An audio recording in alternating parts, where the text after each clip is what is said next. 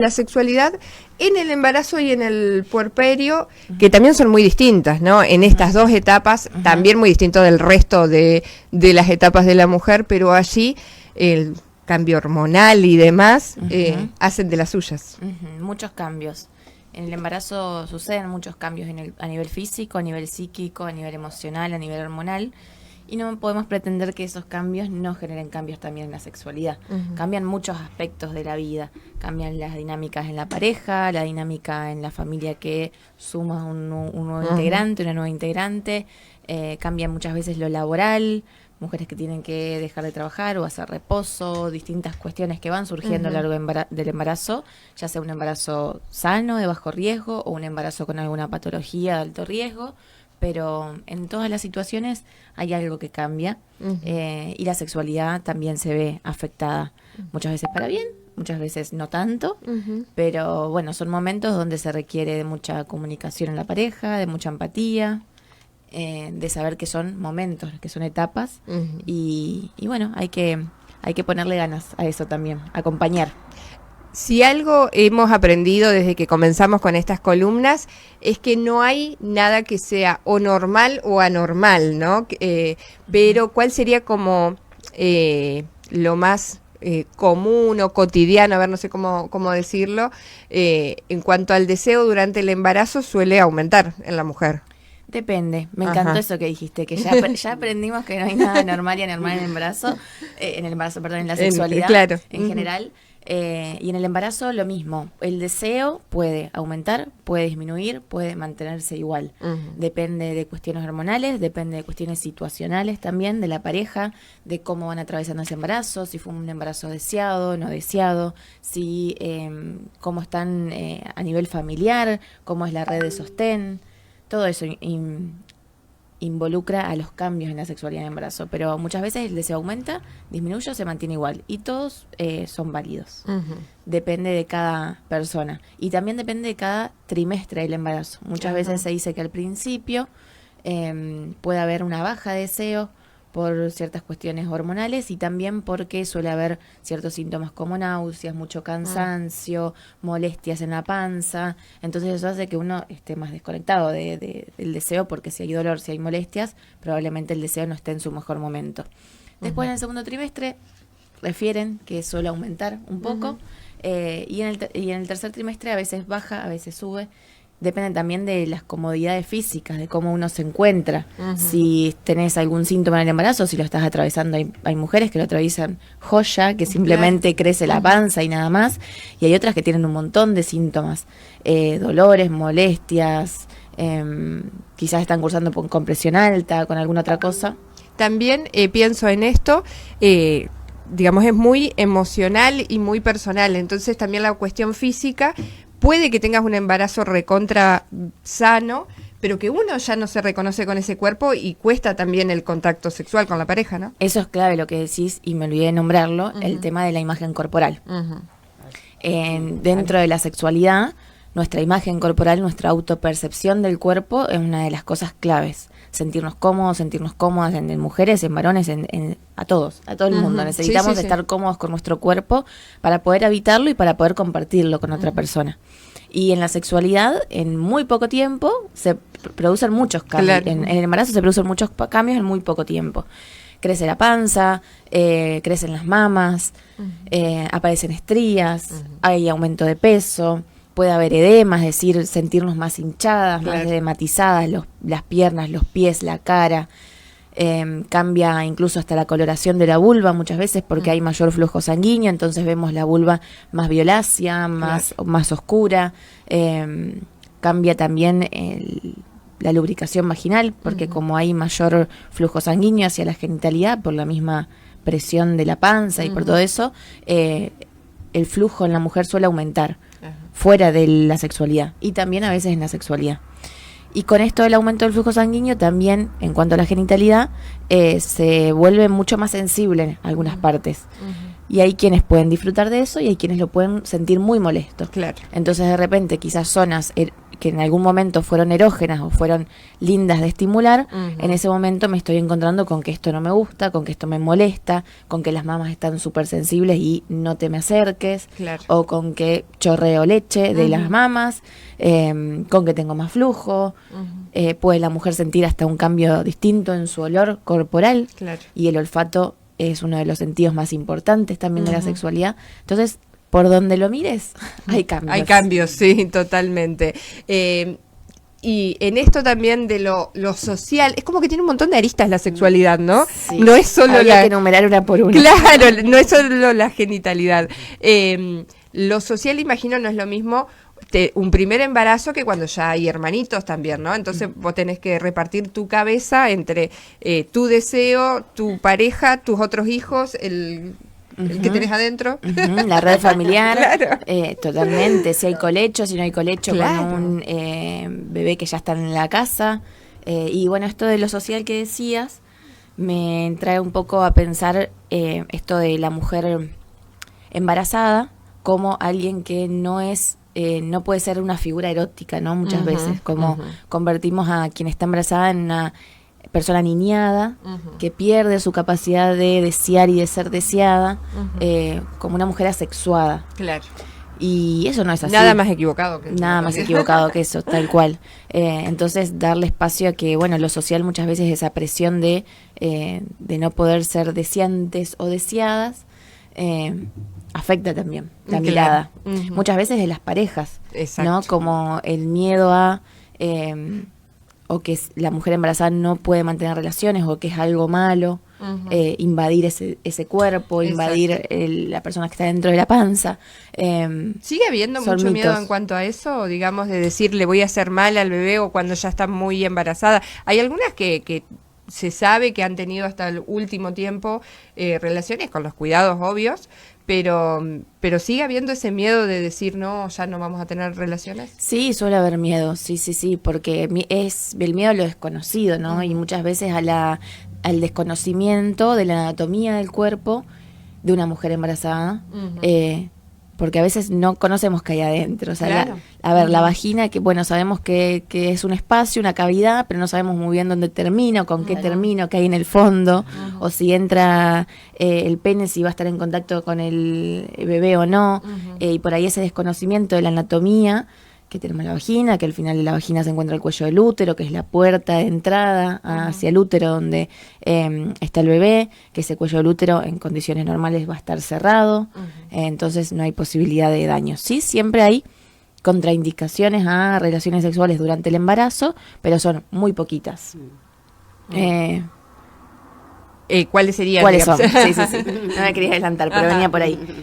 Las contraindicaciones para mantener relaciones sexuales durante el embarazo son pocas, siempre van a estar indicadas por la obstetra o el obstetra que siga ese embarazo. Y lo primero a destacar, que siempre que alguien contraindique relaciones durante el embarazo, hablamos de relaciones sexuales con penetración. Es decir, no estamos bloqueando todo el resto de la sexualidad, porque a veces interpretamos que no puedes mantener relaciones, quiere decir que no me puedo acercar a mi pareja. Y muchas veces necesitamos el contacto, ¿no? Claro, eso te estaba por preguntar, ¿no? De que por ahí si la persona no se siente segura o confiada para eso, hay otras cosas que se pueden hacer, porque la sexualidad, otra cosa que aprendimos, es que no es solo penetración, no es coitocéntrica, es mucho más amplio que eso.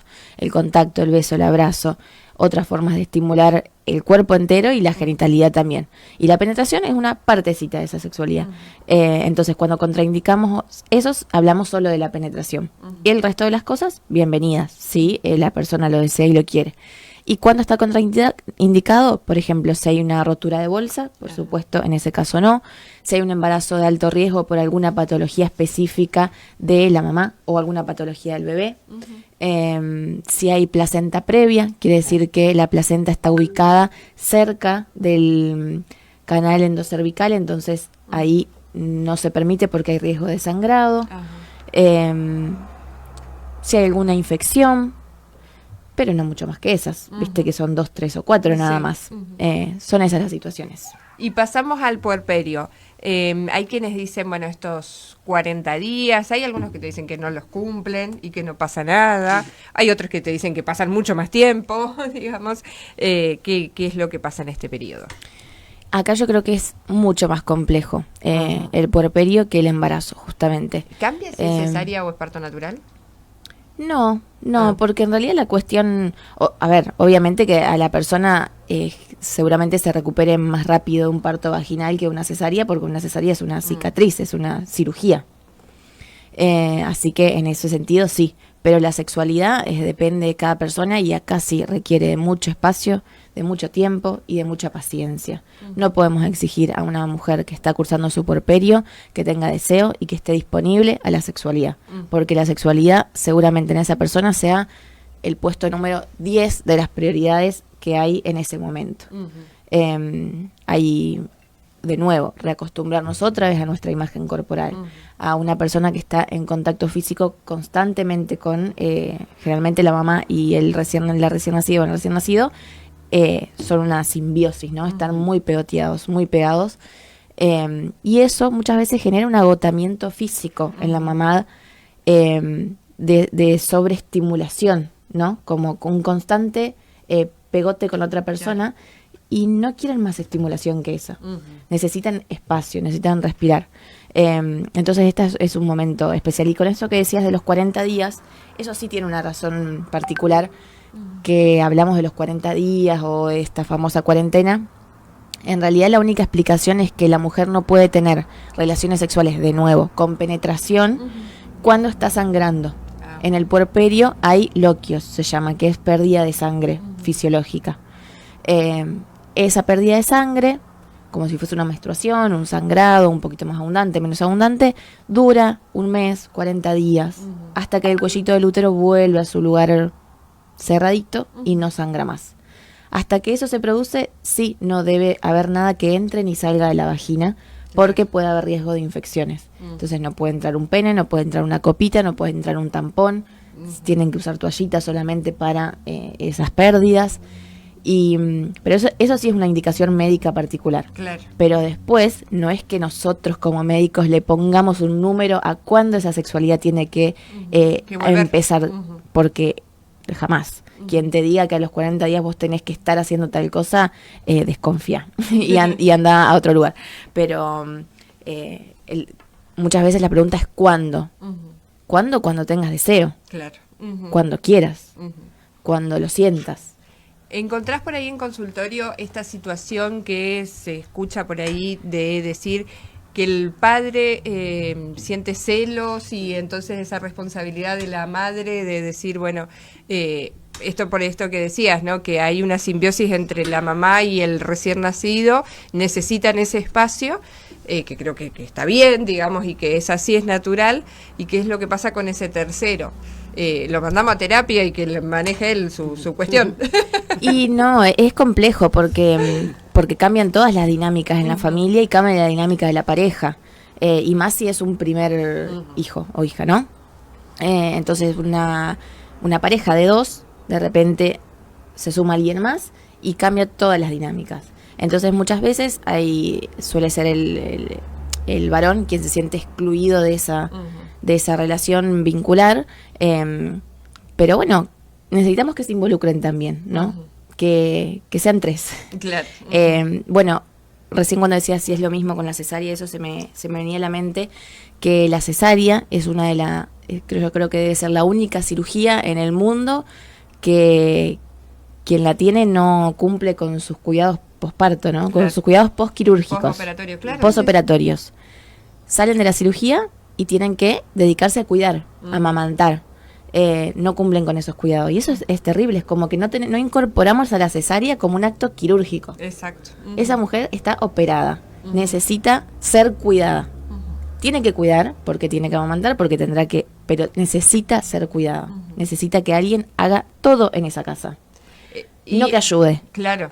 Y está No que bueno ayude. esto que decís, porque muchas veces escucho que cuando te preguntan, viste, por cuestiones médicas y demás, si has pasado alguna operación, que ni siquiera se la considera una operación, que vos, bueno, pero sí, tuve una cesárea, bueno, eso va, y como que la mujer tendemos a minimizarla y a decir, bueno, no, y es. Es una cirugía, es un acto quirúrgico, con anestesia, con un posoperatorio, con dolores, con complicaciones, con una cicatrización que implica X cantidad de días, con curaciones. En este caso, a ver, ¿cómo continúa o cómo se lo tiene en cuenta cuando una paciente llega y te plantea todo esto? ¿Le tirás toda esta información junta o vas paso por paso? Cuando vas llegando te van preguntando. ¿Está esta duda? Porque imagino, hay un montón de dudas en el embarazo y la sexualidad, como lo mencionabas, en cuanto a las prioridades, en ese momento pasa a estar en otro plano. En otro plano. Depende del motivo de consulta. Si es un seguimiento del embarazo, generalmente no se hablan de todas estas cosas, salvo la paciente venga con alguna inquietud. Si es una consulta más de sexología y dirigida a un espacio de sexualidad, obviamente que charlamos de todo esto y lo principal es no patologizar ese momento, ¿no? No tender siempre a medicalizar, a que todo está mal, a que no, estás cursando por un puerperio, estás cursando un embarazo, toda tu dinámica de vida está cambiando, no podemos pretender que la sexualidad siga al 100. ¿El puerperio hasta qué momento llega? Depende, tiene varias etapas. Tenemos el puerperio inmediato, el puerperio tardío, como que se dice que hasta el año. Ajá. Hasta el año podemos decir que la mujer está puérpera. Claro. ¿Alguna pregunta por allá, Meli? O también Sole, por supuesto. Mira, te voy escuchando porque, bueno, justo le decía ayer a Lucía que le escribí tarde porque, bueno, mi hermana tuvo el bebé ayer, mi sobrino, y fue por cesárea, fue todo rápido. Entonces, ahora es como que escucharte, vos decís, wow, el hecho de cuidar, se sabe que sí, pero ahora es como que enseguida terminan de hacerle la operación y a las 4 o 3 horas le dicen que se levante y no, tiene todos sus cuidados, así que está bueno todo lo que estás diciendo. Sí, tener eso en cuenta como para la red familiar, ¿no? Sí, como hacerlo consciente a eso. Claro. Sí, a mí me pasa que también fui mamá y fue por cesárea, y también me pasó que en preguntas, así en determinados momentos, ¿tuviste alguna cirugía? No, y después, tuve una cesárea. También como uno minimizando eso. Y también pensaba en lo importante que es tener un buen equipo y que te acompañen, porque en mi caso tuve esa contención y toda esa ayuda, digamos. Y aún con ayuda y con contención muchas veces es difícil atravesarlo. Sí, muy difícil. Imagínate si estás sola, si no tenés red, si no hay empatía en la pareja. Es muy frecuente la exigencia del deseo sexual y de estar disponibles a la sexualidad en el puerperio. Yo creo que debemos como concientizar en todo lo que atraviesa ese cuerpo y esa mente. Y cuando logremos entender un poquito eso, quizás nos corramos del lugar de lo que necesito yo como varón. En ese momento registremos a nuestra pareja por todo lo que está atravesando y le demos el espacio que merece. Y en esto pienso también en cuanto a las presiones, no tiene que ver directamente con la sexualidad, pero sí con volver a tener el cuerpo de antes, ¿no? Estas imágenes que se ven por ahí de las modelos y demás, que volvieron a entrenar a las 2 semanas o a la semana y muestran cómo le quedó la panza y que vos decís, y no es lo normal eso, ¿no? Y uno anda con ropa toda grande, con que no te aprieta. Manchada de leche, exacto, manchada de las pérdidas vaginales. Todo eso que es real. Bueno, los medios de comunicación suelen contribuir mucho a este estereotipo de tener que volver a lo de antes, y eso es muy dañino. Y siento que siempre en estas charlas terminan en algún momento saliendo los estereotipos, las presiones, la belleza, y porque es así, porque nos atraviesa en todo y no hay un momento en la vida en que se nos deje en paz con eso, ¿no? Claro. Ni siquiera cuando acabamos de parir. No hay momento de paz y de calma. Siempre es lo que tenemos que hacer, lo que debemos llegar, lo que tenemos que cumplir. Y todo tiene que ver siempre con lo de afuera. Claro. Y eso genera mucho daño. El pensar que a los 2 días hay que hacer tal cosa, tal otra. Cada uno lo vive como puede, básicamente. Totalmente. Sonia, muchísimas gracias. Como siempre, es súper interesante. No sé si algo que te haya quedado por ahí en el tintero que lo quieras mencionar. No creo que resaltar esto de la comunicación y de la empatía que requiere un momento tan importante en la vida y con tantos cambios. Y que siempre que haya algo que no estoy pudiendo resolver solo o que no estoy pudiendo resolver en pareja, la importancia de consultar espacios donde se trate esto, ¿no? Acompañamiento psicológico, psicoemocional, terapia sexual. Son momentos para consultar cuando lo requieran. Eso te iba a decir, Sonia, el tema de la escucha es importante, ¿sí? Por más que sea repetitivo, que la mamá que ha tenido ese bebé, que pueda ser escuchada, por más que diga estoy cansada, bueno, sostenerla, cuidarla, sin decirle, bueno, o apurarla, pero la escucha es importante, aunque se torne repetitivo, ¿sí? La empatía sería, ¿no? De la familia, de los amigos. De todo, de toda esa red. Que acompaña, pero sí, bajo exigencia no hay deseo que aguante, así que nunca bajo presión o bajo exigencia es la manera de recuperar el deseo, o sea, todo lo contrario, si lo perseguimos y si le presionamos, el deseo más va a salir corriendo. Así que no es por ahí. Sonia Cometti, nuestra columnista, en este caso pasó por Resumen Semanal con este tema, que lo podés ver también en nuestro canal de YouTube, donde podés allí suscribirte y tenés la notificación cuando subimos material.